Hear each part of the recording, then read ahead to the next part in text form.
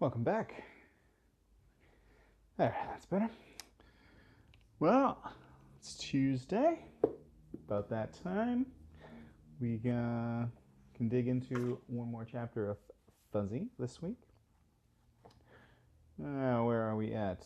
We are at chapter 4.1. Right, and the last thing that happened when we left off was that Max had agreed to have Fuzzy come to dinner at her place with her parents. So that takes us to chapter 4.1, Max's house. You might at least have messaged first, said Max's father. I'd have ordered pizza or something. Dad, don't worry about it. Fuzzy doesn't eat, Max said. Oh, that's right. Of course not. Don Zalaster smacked his forehead in a duh gesture. But still, he looked to where Fuzzy was scanning a bookshelf in the next room, apparently out of earshot. Max wondered if Fuzzy knew what a book was.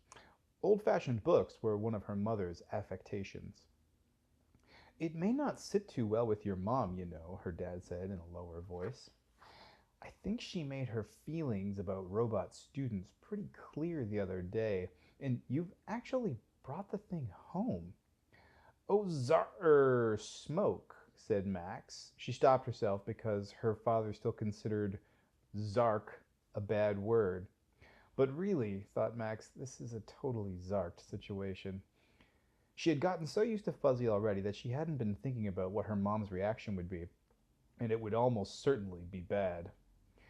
Okay, she said, but I wish you wouldn't call him a thing.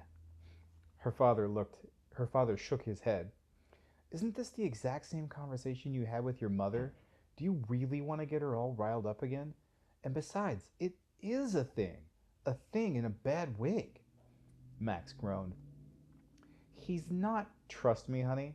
I know what I'm saying, said her dad, who, in fact, did know a lot about robots because of his job writing high-tech instruction manuals. I know it can seem real, but that's because some company spent a lot of money to pre-program it to seem that way. Believe me, I've just finished an instruction manual on a very friendly blender. Max rolled her eyes. If her father was having this much attitude about Fuzzy, she could hardly imagine what her mother was going to be like. Actually, she could imagine, and she knew she would rather avoid it altogether. I'll get Fuzzy to call Jones and cut the visit short, Max whispered to her father. I think that would be a good idea. And quickly, since Mom is due home from the library any minute now, her father agreed. Your mother has many virtues, honey, but love of technology isn't one of them. Max went through the kitchen to the living room where Fuzzy was still standing before the bookcase. Fuzzy, I hate to rush you off, but maybe we'd better get you back to your people. Of course, Max, Fuzzy agreed promptly, and turned with her to the door. It was interesting to meet you, Mr. Zalaster, he said to Max's father as they passed by him. It was interesting to meet you too, Fuzzy, he smiled at the robot, and Max could tell that he was charmed by Fuzzy's good manners. You're even better than the Swirl Tech 190, her dad said as they continued through the front door. Once they were outside, Max stopped and turned to Fuzzy. You heard everything Dad and I were saying in there, didn't you? It was fascinating to see a robot hesitate. Max felt as though she could almost hear the gears and circuits whirling somewhere inside Fuzzy. Yes, he finally admitted.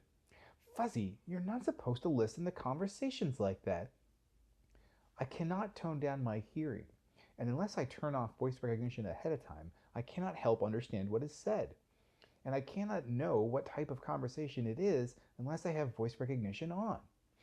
Fuzzy stopped talking, but Max didn't speak because she could tell he was thinking of what to say next. It must be pretty complicated if it's taken him more than a millisecond to figure out, she thought. Max, I apologize if I have upset you.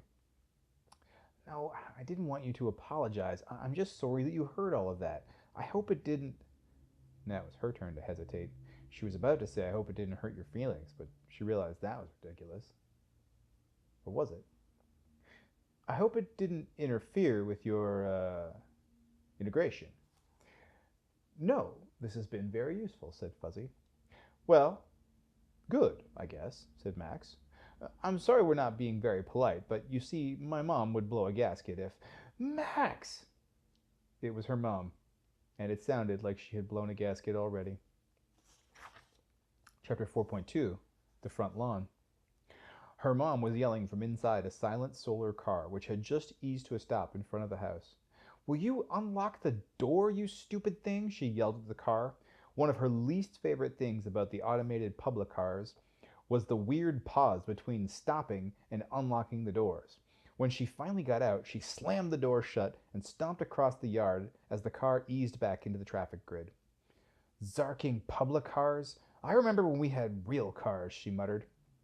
When she finally got over to Max and Fuzzy, she completely ignored Fuzzy and started right in on Max. "Young lady, what's your excuse for all these discipline tags you racked up today? They've piled up to the point where I even got a phone call at work this afternoon. Not just the normal text messages, but an actual call from somebody at the federal school board." "What on earth is going on?" asked her dad from the front doorway. "Haven't you heard about all the discipline tags today?" "No, I wasn't checking my phone. Maxine, why didn't you tell me?" "Oh, Zark," thought Max, "this is getting out of hand." Her parents were acting like it was the end of the world, and she couldn't even remember what she'd done wrong. "I don't know," she stammered. I knew I got one for being late to class, but that was a mistake. Dorgus was supposed to... Late to class?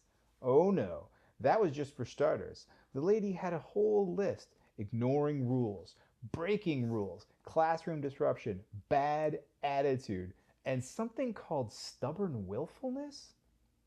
"Stubborn willfulness?" Max yelped. "What the heck is that? Mom..." "Carmen," said her father, "can we finish this discussion inside where the neighbors won't hear the whole thing?" "Good idea," said her mom, moving towards the door. "Because..." Her voice trailed off as she noticed Fuzzy for the first time. "What in Thunder Nation is this?" she demanded. "Inside, please, inside," said Max's father. "Well," said her mother once they were all in the house. "Hello, Miss Zelaster," Fuzzy said just as calmly as he'd have said it if he wasn't being yelled at. "My name is Fuzzy. I am one of the students at your daughter's school." "A robot? You have got to be kidding. What on earth is it doing here?" Max's father tried to calm things down. They thought it might help him to go home with a student, and Max was... Him? Max, I thought you were calling them to pick him up." "Wait a minute," said her mom. "Before he goes, maybe he can answer my question. Why does a robot need to go to school?" "I am," began Fuzzy, but Max's mom was just getting started. What is the point? You can't make a machine intelligent. It only knows what it's programmed to know. Garbage in, garbage out. A chess-playing computer might make moves according to the way a board is set up, based on hundreds of thousands of other games programmed into its innards, but coming up with something original? Hardly. When it wins, it's by imitating some game it's dredged up from its computer banks." "Miss Zelaster, you are absolutely right," Fuzzy told her. "What?" "That is the problem with robots. Computers, automated cars, all of them. They are helpless in every area except the one they've been programmed for." "Well, that's just what I..." "Huh?" Miss Zelaster gave Fuzzy her full attention for the first time. "Wait, what did you say?" "Robots are puppets," said Fuzzy. "They can perform tasks, but not jobs. Can you imagine a robot doing a job with any originality as any human could do?" "Exactly," said Max's mom. Max and her dad just stared. Was her mom actually agreeing with a robot? "And that's the whole problem," continued her mom. "Nowadays, everyone wants to let the computers do everything for them. Not only do the robots get it wrong half the time, but people are losing that individualism we used to have." Maybe that's what stubborn willfulness is, Max thought, but wisely she kept quiet. "Miss Zelaster, you are absolutely right," Fuzzy said again. "Why, most people today do not even know what a book is. They believe that reading originated on the electronic tablets everyone has in some form. They cannot appreciate the binding and the artwork and the craft that goes into making an actual book. A work that you can hold in your hand, manipulate, feeling the texture of the page, appreciating the effort that went into its manufacture." Max's mom was now just staring with her mouth wide open. Even the original science fiction writers realized this, Fuzzy went on. Ray Bradbury's robots secretly took place of human beings, making them like marionettes. Jack Williamson showed how robots could go overboard, protecting us from ourselves, so much so that humans would not be allowed to do what they liked. Arthur Clarke's HAL sabotaged the space mission he was on. Even Isaac Asimov, who insisted his fictional robots were programmed to harm no one, would not have had any stories if he hadn't found flaws in the programming each time. Max's mom's mouth opened even further, and Max realized hers was hanging open too. Somehow, Fuzzy had tapped into some of the things her mother complained about all the time, or at least until Dad called it enough and insisted on changing the subject. You, you know a lot of those old sci-fi stories, her mom asked. Oh, yes, in many ways we are living in the science fiction world those old stories projected, but we have neglected the warnings those stories often gave us. But how do you know about Bradbury and those other writers? A survey of literature was part of my programming, Fuzzy said. I assume it was part of the effort to humanize me, and all of those stories in the past have left their mark on our present. Well, said Max's mom, did you know that the very word robot was coined in a play, and later a book by a writer named Karel Capek, way back in 1920, and his robots revolted against the people in charge? Max and her father exchanged a look and then slipped into the automated kitchen to let Fuzzy and her mom talk sci-fi. Okay, said Dad. I take it back. That is no blender. That is amazing. How on earth is he doing that? I think I've got it figured out, whispered Max.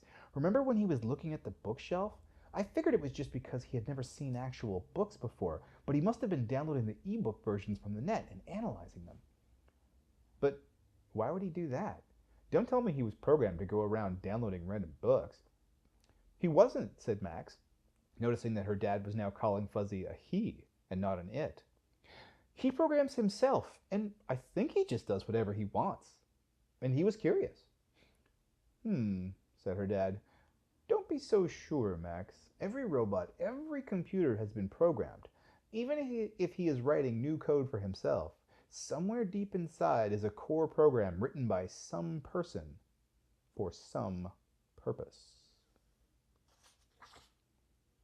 Chapter 4.3, The Dining Room Table.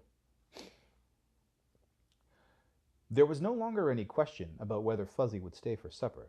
Max's mother was delighted to have found another sci-fi fan and was eager to talk more. When she went to program the food dispenser, Max finally got a chance to talk to Fuzzy.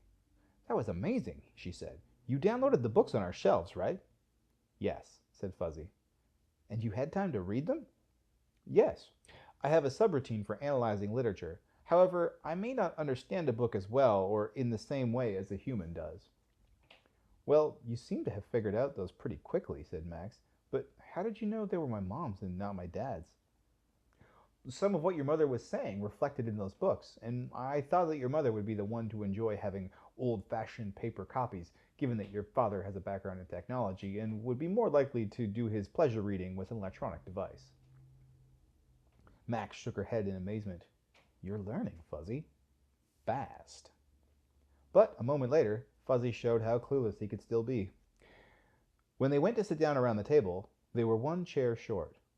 Oh, let me go get a chair from the guest room, said Miss Thelaster. No, thank you, said Fuzzy. I do not need a chair. And he lowered himself to the correct height. Max looked under the table and saw that his legs were in what looked like a quite uncomfortable squat, at least for a human. In fact, she realized one of his knees was bent backward. It was disgusting, and when she looked up, she saw that her parents had seen it too. It was an awkward reminder to all of them that this wasn't a human after all. I'll get the chair, said Max, jumping up. Unfortunately, by the time she returned, the conversation had completely stalled, and her mother had remembered where it all started. All right, Max, said her mother, no longer shouting, but calm and logical, which Max knew was often worse. Your friend here may be a fun distraction for you, but we can't have all these discipline and test problems piling up on you.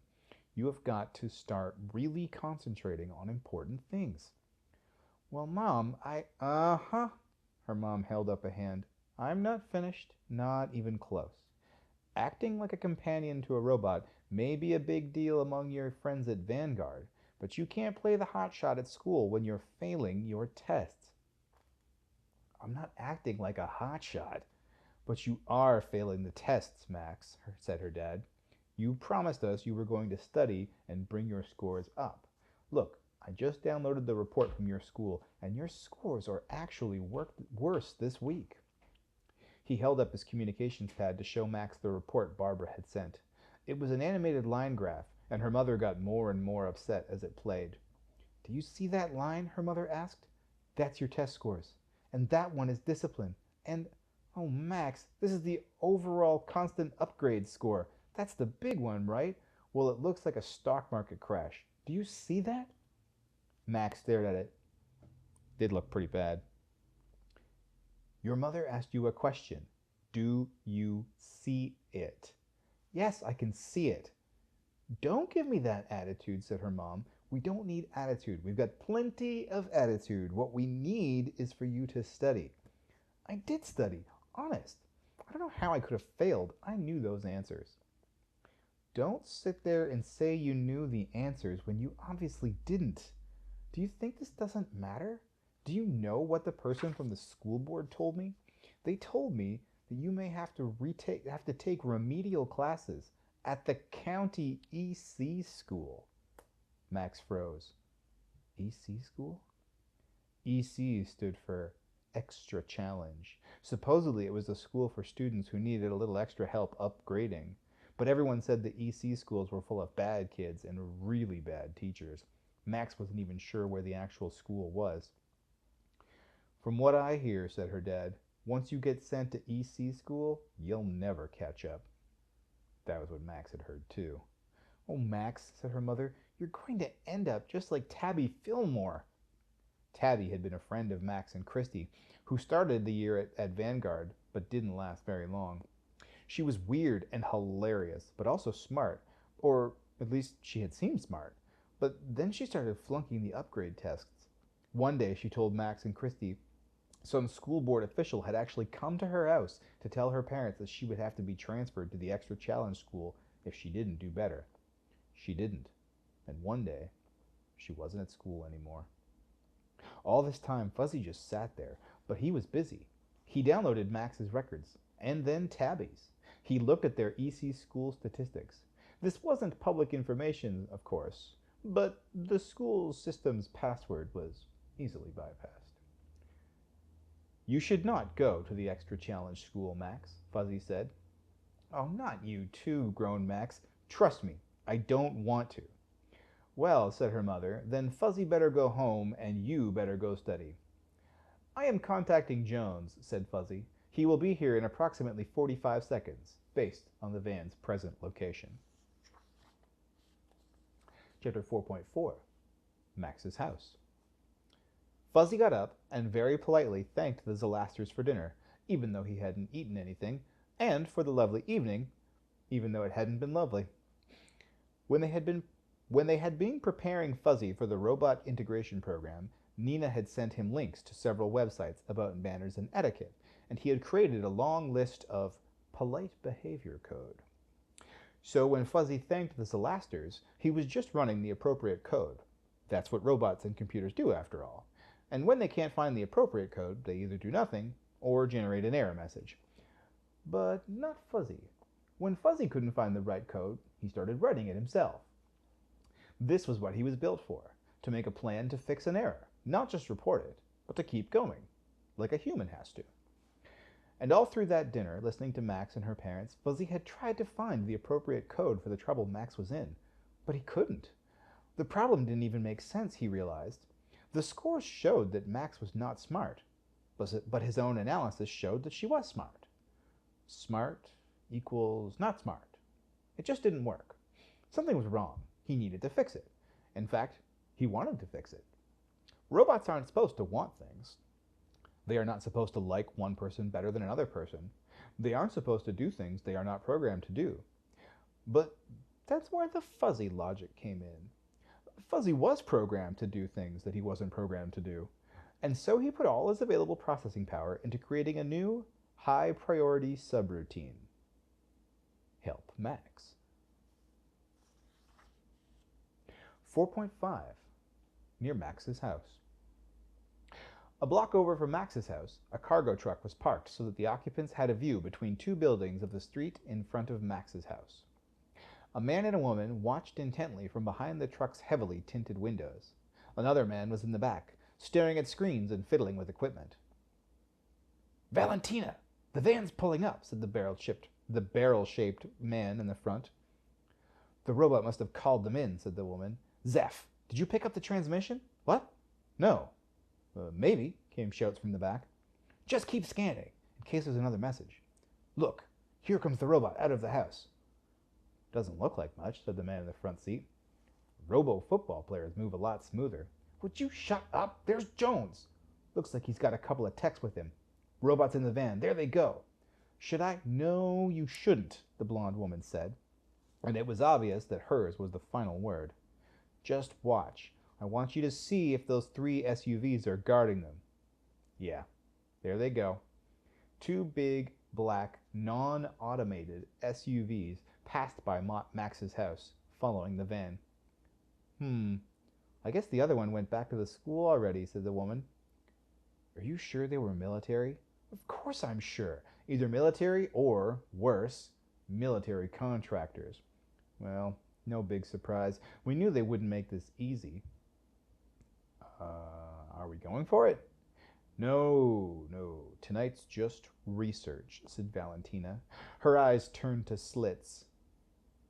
"There will be other opportunities." Well, things are getting dramatic. Well, that's the end of chapter 4. I guess in a couple of days we'll find out what's going on with the weirdos in the van. Interesting. All right. Well, that's it for today. Until next time, time to get some sleep. Bye-bye.